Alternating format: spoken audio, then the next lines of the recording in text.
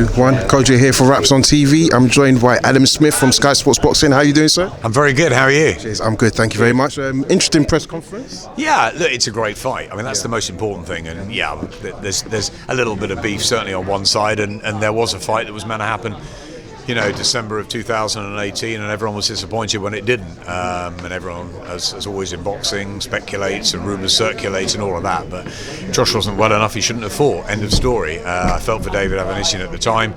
Look what he's done, he's picked up the pieces, he's gone and won the European title, he's looked $1 million since.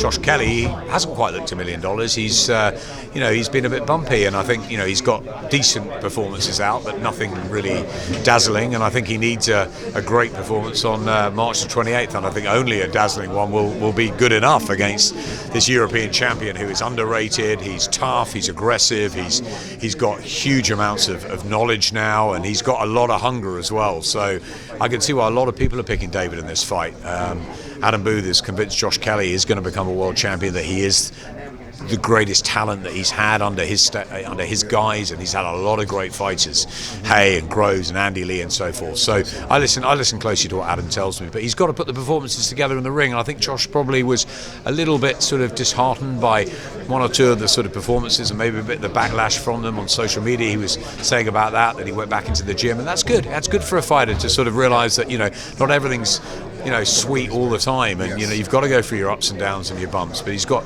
huge ability, Josh, and I for one would love to see him sort of really succeed in this sport, because he's got that lovely sublime talent, but sometimes that's not all you need. So it's a great fight. It's all about timing. Is it too soon for Josh? Is it right for David, or is Josh Kelly going to become a world champion in waiting? No, obviously great comments. You spoke about Josh Kelly and the experience of not having things his own way. First fight he was the favourite. This fight in the return, or the first getting on, he's the underdog.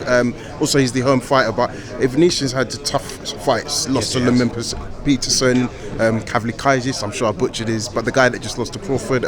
From your point of view, how will the two styles gel, and how will Kelly be able to get the advantages to be able to win this belt? I think they gel beautifully. I mean, I think it's a fascinating clash of styles. I think it's a wonderful one. I think you've got your hardened aggressor, as I say, with that experience, with the professional seasoning, against the one that's that's had the amateur pedigree, that's got the fluidity, the mobility, the ring craft, the footwork. It's a terrific battle. It's a great clash. When Eddie said, we've been talking about it for a long time, and finally it's made, and it's for the European title. It's not just a 10-rounder. It's a fantastic fight, and more of those the better. So I think it will gel beautifully, and I think it's a perfect one for the O2, and I hope everybody turns up. It's a great card. You've got Conor Benn, you've got Joshua Buatsi, who I think is going to really come through this year, and so much more. It's fantastic. Yeah. I mean, I was going to say, doing a great job that was going to be my next point about the undercard.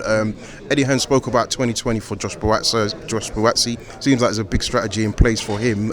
How excited are you to see what he does this year? I've got a slightly new role at Sky. I'm head of boxing development now, and I'm going to be working a bit more on the commercial side. So for me, we've got to be looking at the stars of the future more than ever. When Anthony Joshua's great, and we've got the heavyweights of Fury and Wilder and Dillian White and all of that. But Eddie was said at the press conference, and a lot of people have said now that the likes of Tony Bellew and George Groves and Carl Froch and James DeGale, these guys have Anthony Crolla, these guys have sort of slipped away, and now we need the new lights, and we've got Kell Brook who shone in the lights of Sheffield last week, and he still proved he's got a bit left, but the Brooks and Khans, their era is coming to an end, and I think that we need the likes of Buatsi and Yard, and we've got great Josh Warrington, a great signing. I'm so happy about that, but that's fantastic, and Josh Taylor doing so well, and there are a lot of fighters out there now that just need to just become just sort of basically be the next level of talent, of stars coming through from Britain. And I think that it's really important for both Josh Kelly and Joshua Buatsi this year that they really take 2020 as the year that they come through. And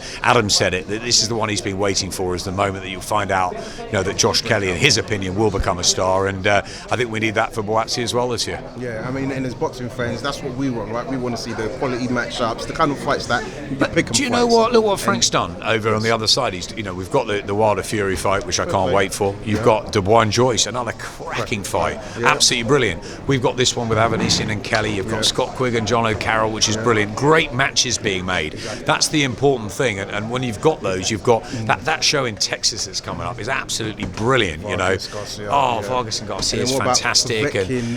And White, you're going to have hopefully White Povetkin, hopefully Usyk Chisora, AJ and Pulev, so much good stuff to come out. But this is a real opportunity for the Boatzis, the Bens, the Kellys, the Yards, all these lot to come through. But also, let's not forget women's boxing. What an unbelievable time!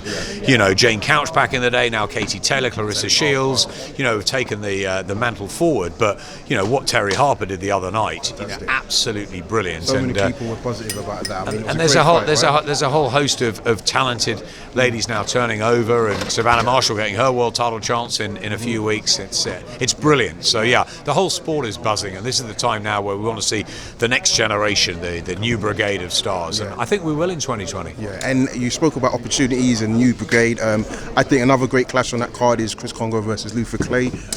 Talk to us about how that fight came about when you heard it would be made. Do you know, it's a brilliant fight. It's an absolutely cracking fight. It's a really good match, And I think, I said, someone asked me earlier about the YouTube market. The YouTube market is entertainment. And for me, it's, if you're putting KSI and Logan Paul in, or KSI and Jake Paul, as long as it's a level playing field, take it for what it is, okay? Whatever level it is, you want good matches. This is a cracking match, Kongo and Clay. It's fantastic. It's not world title level. It's not even European title level, but it's a great fight, and that's what we want more of. Perfect. And last question before you go, there was rumours about the Canelo versus Liam Smith. Apparently that hasn't gone ahead.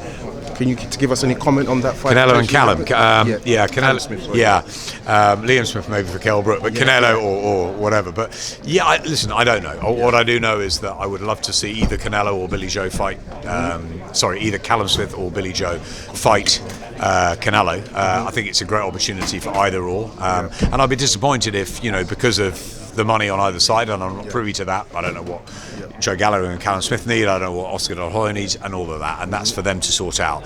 But from a broadcasting point of view, and from a fight fan's point of view, I think it'd be really disappointing if one of the Brits don't get the next shot at Canelo. Because what happens if Canelo fights someone else, and he's a great fighter, and maybe they pull off a shock, and you lose your opportunity. So I'd love that. But if they don't get it, let's make Callum and Billy Joe at Anfield. And let us enjoy that as well as fight. Let's make it at Anfield. Put Cal and Liam on, and Stephen Smith, and get Paul out of retirement, and David Price on, and we'll have happy days. We'll have the Premier League title and a great night at Anfield.